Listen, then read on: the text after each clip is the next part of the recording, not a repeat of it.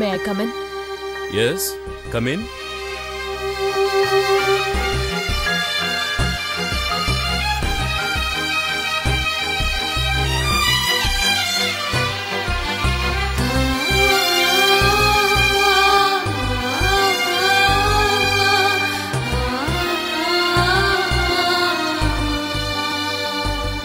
ఏంటమ్మా ఇద్దరు కలిసి ఒకేసారి వచ్చారు? మేము అతుక్కుని పుట్టిన కవులం, చారు, లత.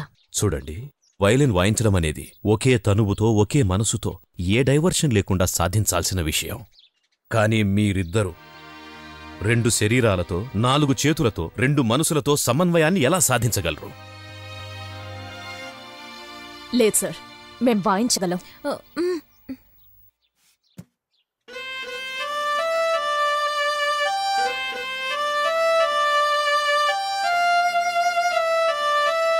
చూడండి, మీ తాపత్రయాన్ని నేను అర్థం చేసుకోగలను. బట్ ఐఎమ్ సారీ, మిమ్మల్ని నా క్లాసులో చేర్చుకోవడం కుదరదు.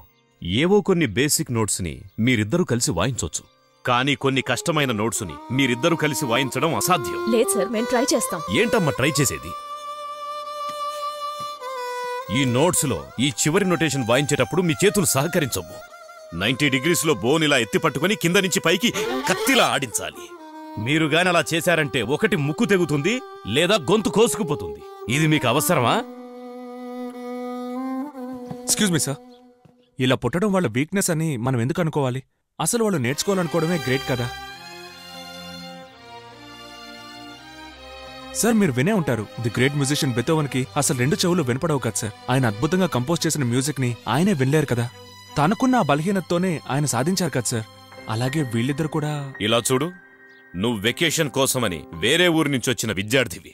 సెలవులైపోగానే నువ్వు వెళ్ళిపోతావు. సంగీతం నీకు వృత్తి కాదు, లక్ష్యము కాదు. Don't try to teach me. Sorry. మీరిక బయలుదేరొచ్చు.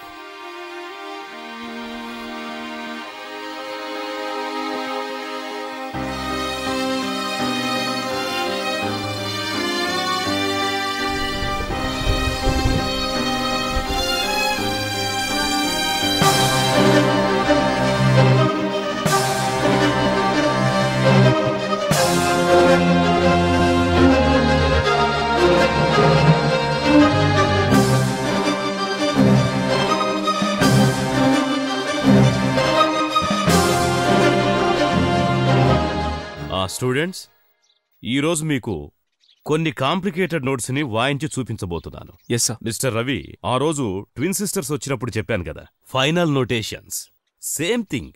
ఓకే?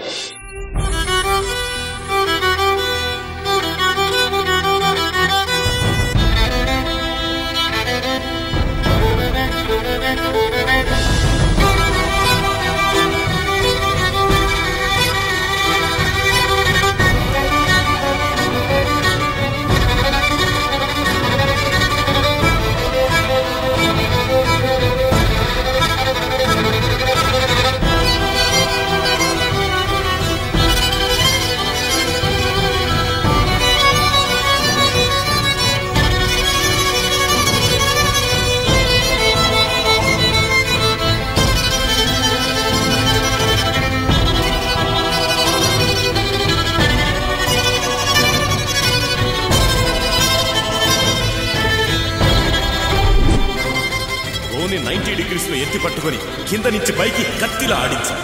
మీరు గాని అలా చేశారంటే ఒకటి ముక్కు తెగుతుంది, లేదా గొంతు కోస్తుంది.